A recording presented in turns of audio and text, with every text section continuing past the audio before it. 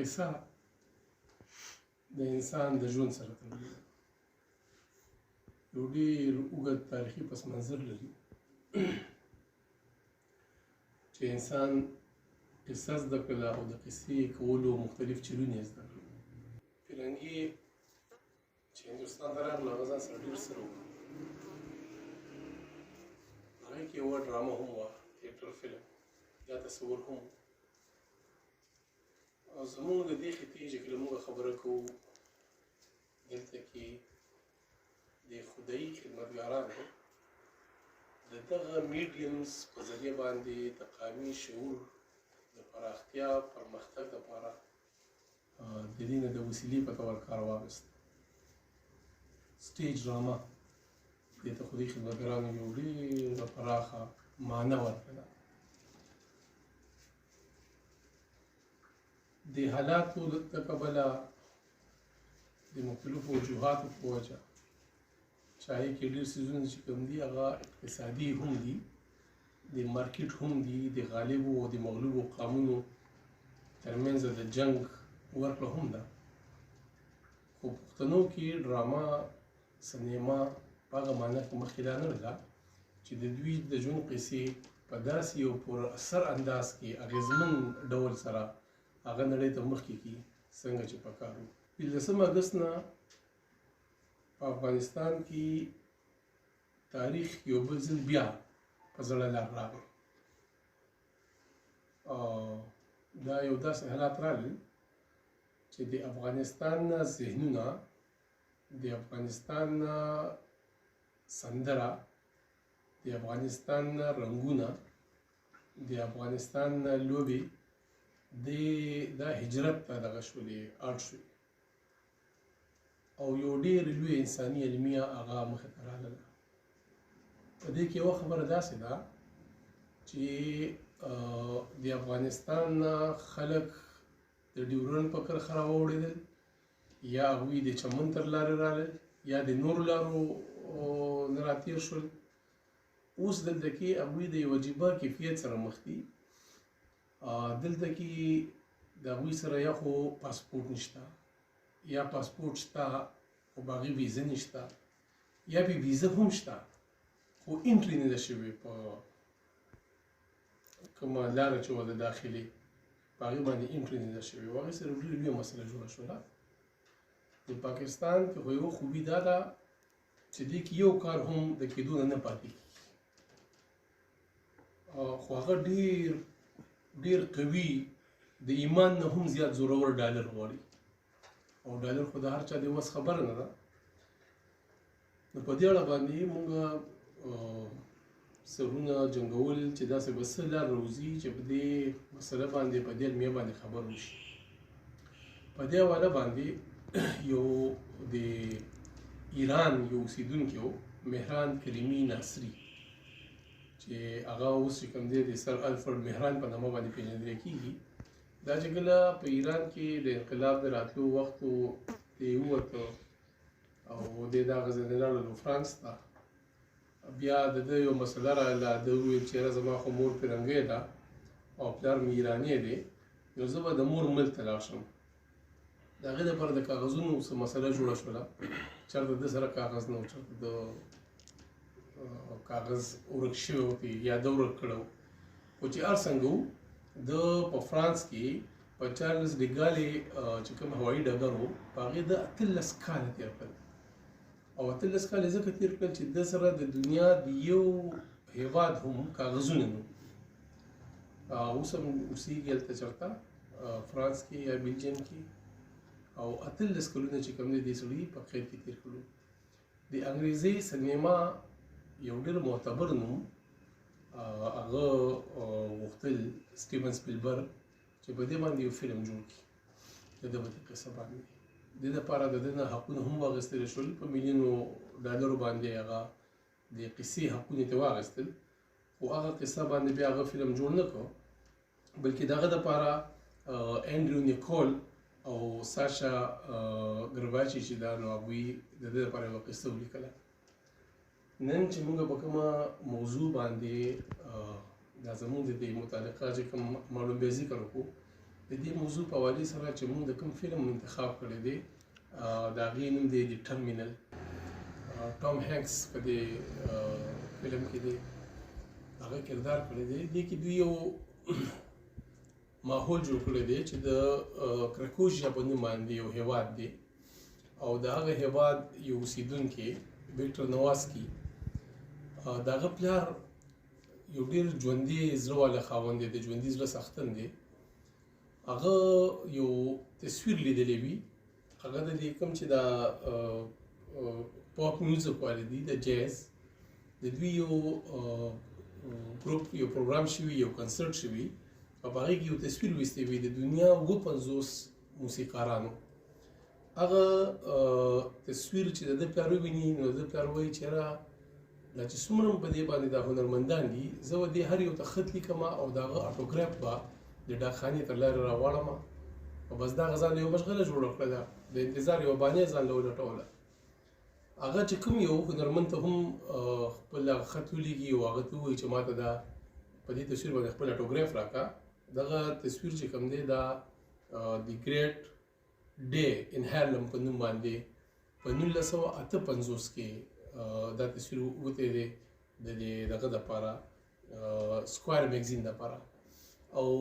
په بابړه کې چې کله ریاست د بېوسلې پښتنو قتل عام کوو یعنې 12 اګست 1948 د هغې نه بیخي 10 کاله پس په 12 اګست 1958 باندې دغه تصویر چې کوم دی هغه وتلی و. نو چې کومو هنرمندانو ته هم د ده دا خط تللی دی هغوی ورته اټوګراف را لېږلی دی، جواب یې ورته ورکړی دی. خو د امریکې دننه د بینی ګولسن په نوم باندې یو سیکسافونیسټ و، هغه خپل دغه نوم را لېږلی اټوګراف نوم را لېږلی. دا سړی ناروغه شي د ویکټر نواسکي پلار ناروغه شي زنکدنې شي او هغه دا یو خبر وکړي چې یاره کاش هغه هم راغلی وی. نو دا زوی ورته ووایي چې تا دې خدای ښه کړي زه به لاړ شم او تا له به هغه تصویر د هغه اټوګراف راوړم. هغه بیا مړ شي او څه وخت پس چې کوم دی دا زوی یې پرېکړه وکړي چې زه به ځم نیویارک ته او زه به دغه تصویر راوړم ګولسن بینی ګولسن. واقع دا وشي چې کله دی د کرکوژیا چې هغه باندې یو شخړه هم راوچته شوې وه. کرکوژیا داسې ژبه ښایي یا داسې لوکیشن ښایي داسې فاصله ښایي لکه چې د روس پوشا کوم ریاست وي کوم هیواد وي یا د هغې دننه چې کوم ملکونه وي د هغوی برخې نو په دې باندې روس احتجاج هم کړی و. د کرکوژیا د اوسېدونکي چې کله په جاز کې کښېني او د نیویارک طرف ته روان شي نو هغه ډېر اوږد مزلي په دغه موده کې په ملک کې اړې ګړې وي او چې کوم د کرکوژیا دننه باغیان وي کوم طالبان وي نو هغوی چې کوم دی هغه صدارتي ماڼۍ ونیسي، هغوی چې کوم مرستیال صدر وي نایب صدر وي هغه هم وژني او په ملک کې یو انتشار جوړ شي، جګړه جوړه شي او په دې منځ کې د اقوام متحده د طرفه اعلان وشي او هغوی په کرکوژیا باندې پابندي ولګوي. دی په هوا کې دی را روان دی نیویارک ته، په وطن کې د ده دغه شان چل شوی دی، ارګ نیولی شوی دی، د باغیانو نیولې دی او دغه یې جوړه کړې ده، فساد یې جوړ کړی دی. اوس دی چې کله په ایرپورټ باندې کوز شي او کله د امیګریشن والا ته خپل هغه پاسپورټ ورکړي نو په دغه وخت کې سیستم چې کوم دی هغه کرکوژیا نه پېژني، نه یې ریکګنایز کوي ځکه چې هغه چا تسلیم کړی نه وي، څه تګ راتګ هم ورسره نه وي. نو هغه دغه ته چې کوم دی نو لاره بندې شي، دلته کې پاتې شي. اوس د ایرپورټ سره یو مسله راغله، د ایرپورټ عمله چې هلته کې د فرانک ډیکسن په نوم باندې کوم انچارج وي هغه ډېر اپرچونیست سړی، هغه د 19 کالو نه کار کوي او دغه د پروموشن خبرې هغه نه غواړي چې په ایرپورټ په احاطه کې دننه څه قسم مسله هم وي. اوس هغه سره د دې ازمېښت سره مخامخ شي چې که هغه د ویکټر نواسکي رخصتوي نو کوم ملک یې رخصت کړي ځکه چې په سیستم کې خو دننه دغه نشته، کرکوژیا نشته او که دې امریکې د دننه پرېږدي نو دی د کوم ملک ته راغلی دی ځکه چې په انټري پکار ده. هغه د دې المیې سره مخ شي او بیا د هغه وخت د حالاتو د مناسبت سره څنګه چې د مهران کریمي ناصري واقع ده داسې یو دغه وشي ترتیب جوړ شي چې دی په ټرمینل کې ایسار شي، کوم ځای کې چې مسافر ځي راځي هملته ده ته په یو ګیټ باندې ځای ورکړي چې ته به دلته کې پاتې کېږي تر څو پورې چې دا مسله حل شوې نه وي. دې کې یوه ډېره لویه مسله چې کوم دی هغه د ژبې وي، دله ژبه نه ورځي انګریزي، او هغوی چې کوم دی نو هغوی له د ژبه نه ورځي، یو ستونزې سره په دغه وخت کې مخ شي. دی په ایرپورټ کې د خپلې بقا دپاره مختلف طریقې راوباسي، او یو داسې وخت راشي چې د ایرپورټ دننه څومره معامله ده هغه په مختلفو دوکانونو کې دي، که په باربیکیوز کې دي، که په بوک سټالونو باندې دي چې هر قسم له سرویسز ورکوي، صفایي والا دي، دغه بیګیجز لیګیجز اخوا دېخوا کوونکي دي. د دې ټولو سره ډېر زیات ښه تعلق جوړ شي، او د یو وخت تېرېدو سره هر څو دی هلته کې پاتې کېږي نو څه د ده نه څه قانون هم ماتېږي، او د هغې په وجه باندې فرانک ډیکسن چې کوم دی نو هغه ده ته داسې په ښه نظر باندې نه ګوري، کوشش کوي چې دی ونه سمي. هغه یو پیره دا کوشش هم وکړي چې ده ته ووایي 5 منټو دپاره امریکا از اوپن فار یو، ته د 5 منټو په ټایم کې د ورنه وځه او لاړ شه نیویارک ته. او د هغه په ذهن کې دا خبرې چې دی کله بهر وځي نو زه به په پولیسو باندې ونیسمه، نو دا چې کومه اوس دلته کې واقع ده دا به د یو جرم حیثیت اختیار کړي، او بس دی به د ایرپورټ نه وځي نو زما د سر نه به پنډو کې کوز شي. خو هغه څه حالاتو کې هغه هم بهرونه وځي. بیا داسې په مزه مزه یو وخت راشي چې حالات داسې جوړ شي د دغه ایرپورټ دغه عمله او دغه خلک د فرانک ډیکسن د مرضۍ خلاف دلته یوه لاره ورکړي، په هغې کې یوه تورسرې هم راغلي د ایمیلیا ویرن په نوم باندې. نو هغوی حالات داسې جوړ شي چې دی لاړ شي او د دغه نه چې کوم دی د بیني ګولسن نه هغه اټوګراف واخلي او واپس راشي خپل ملک ته. کله چې ټکسي کې کښېني دی د فلم په ختمېدو باندې، نو هغوی ورته ووایي چې یاره ته به چېرته ځې؟ نو دی ورته وایي چې ام ګونه هوم، کور ته روان یم، زه به کور ته ځم. نو په دې ځای باندې دا فلم ختم شي. خو دا مکمل قصه چې کومه ده، دا ټول فلم چې کوم دی دا د یو داسې سړي دی چې د هغه ملک دنیا نه دی ریکګنایز کړی، د هغه سره پاسپورټ شته، پاسپورټ هغه ته اسانتیا نه ورکوي، په هغې باندې د نیویارک ویزه لګېدلې ده، خو د هغې باوجود دی هلته کې نشي راتلی. نو دا یو داسې المیه ده چې په دې موجوده بحران کې چې کوم په افغانستان په خاوره باندې راغلی دی، د افغانستان د ولس سره ورسره مخ دي، دا د هغه بحران یو رنګ ښیي او موږ ته یو د دغه علمي یو احساس موږ ته راکوي په ویډیو په شکل باندې. اوس چې دا زموږ د خلک د کومې ستونزې سره مخ دي، د دې لپاره څه حل کېدی شي، نو په دې باندې د ډېر بحث نه پس چې مختلف وړاندیزونه راغلي، نو یو 15 نقطې هغه مخې ته راغلي دي، خو دا د ډېر غور قابل دي. یوه خبره خو د هغه خلکو ده کوم خلک چې په افغانستان کې د مختلفو کمپنیو سره کارنده وو یا د مختلفو ادارو سره یې کار کوو، هغه کمپنیو هغه ادارو هغه خلکو ته ویلي دي چې تاسو په دې بحران کې په دې حالاتو کې هڅه وکړئ چې د افغانستان نه وځئ، ستاسو د لارې د ټیکټ د ویزې دې کې به موږ مرسته کوو. نو یو خو دا ظاهره خبره ده دغه خلک به دغه لارې ګودرې به لټولي، خو بیا هم باید چې د یو تسلسل سره دغې کمپنیو ته دغې ادارو ته دا خبره ورسي چې موږ خو راورسېدو پیاده په لاره په پرېوتو په پاسېدو په دوړو کې په غزو چې هر څنګه خو موږ ځان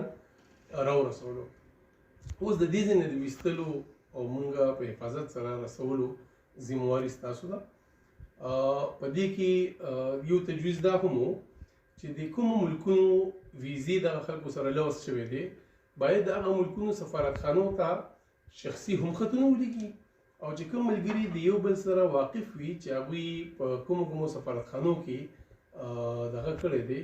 نو چې هغه سفارتخانو ته هم یو منظم درخواست ولیکي چې زموږ سره خو داسې حساب دی، دلته کې زموږ یو قانون غوښتلی کېږي، یو لار غوښتلی کېږي، کاغذ غوښتلی کېږي، خو موږ د هغه وخت د معروضي حالاتو له کبله په دې صورت کې روتي یو، نو چې هغوی مرسته وکړي. په دې کې چې کوم زده کړیال دي زده کوونکي دي، نو هغوی داسې کولی شي چې هغوی د متعلقه یونیورسټیو ته خطونه ولیکي، کومې تعلیمي ادارې چې دي هغوی ته درخواستونه ولیکي چې زموږ سره دا موږ د داسې ستونزې سره مخ شوي یو او تاسو په خپل دې کې خپل کردار ادا کوي. په دې حالاتو کې چې کوم د ډایسپورا کې مشته افغانان دي، پښتانه دي، هغوی ته هم دا خواست کېږي چې هغوی د نړۍ په نورو هېوادونو کې چې کوم انسان دوسته خلک دي، کوم هلته کې د بشري حقونو د ساتنې دعوه کوونکي تنظیمونه دي، سازمانونه دي، او کوم چې هلته کې سیاسي خلک دي یا سینیټرز دي چې کوم قانونساز خلک دي، چې هغوی ته چې کوم دی د ځان رسولو هڅه وکړي او دا انساني المیه د هغوی وړاندې کېږي چې هغوی په دې کې کومک وکړي. د دې لپاره یو ډېر ښه منظم یو کار کېدای شي. د بدقسمتۍ نه د افغانستان د پروني سقوط د دې نه وړاندې، د هغې نه وړاندې، د هغې نه وړاندې، او چې دا به را روان کې هم وي، چې موږ د کوم قامي بېغورۍ سره، بېحسۍ سره مخ یو، هغه د سیاسي فعال تنظیم نشتوالی دی. موږ په دې باندې وخت په خبرې کړي دي، لیکل هم پرې کړي دي، قصې هم پرې کړي دي، هغه د عنایت الله کاهي صاحب خبره ګپ هم پرې کړي دي. خو له بده مرغه سیاسي تنظیم جوړولو ته چا غاړه نه دی ایښې.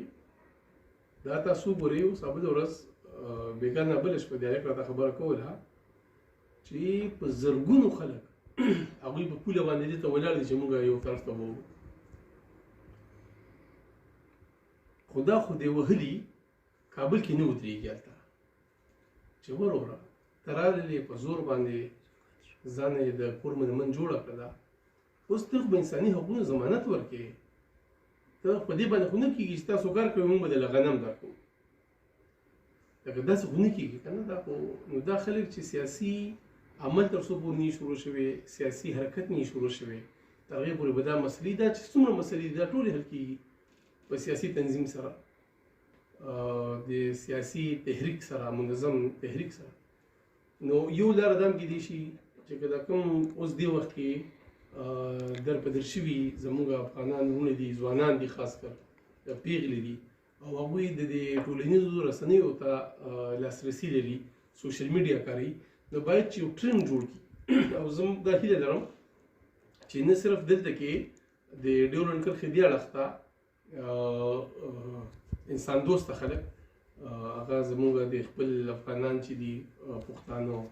د جنوبي پښتونخوا نه، د سند نه، د بلوچستان نه، د پنجاب نه، دا چې څومره دا د انساني حقونو خبره کوونکي دي، دا دفاعي مدني دغه چې کومه خبره کوي، دعوه کوي، لاپه کوي، نو دا خلک زما باور دی چې دوی به ورسره هم برخه واخلي چې د سوشل میډیا د یو مخصوص ټرند تر لارې دا خبره چې کوم دی هغه نړۍ ته ورسوي. د انسانانو د ژوند د ټولو مادي او روحاني ستونزو د هغې حل د انسان په حرکت کې دی، په فهم و فراست کې دی، هغه په تنظیم کې دی، د عدم تشدد په مفکوره باندې اډانه منظم حرکت په دې کې دی. موږ به هیله کوو چې دا څنګه تاریخ بار بار موږ راولي او په یو ټرمینل کې بندوي او زموږ حیثیت هغه غیر مشروع کوي، موږ د خبرو نه، موږ د داخلو نه، موږ د ناستو نه، موږ د څیزونو نه چې کوم ډسکوالیفای کوي، باید موږ د خپلې سیاسي مقدمې تر څنګ د حالاتو ته مخامخ ودرېږو. نن چې موږ د فرار د کومې سیلې سره مخامخ یو او د فرار نه پرته راته بله لار نه ښکاري، باید چې زموږ نسلونه د دغې نه په امان کې وساتو. ډېره مننه.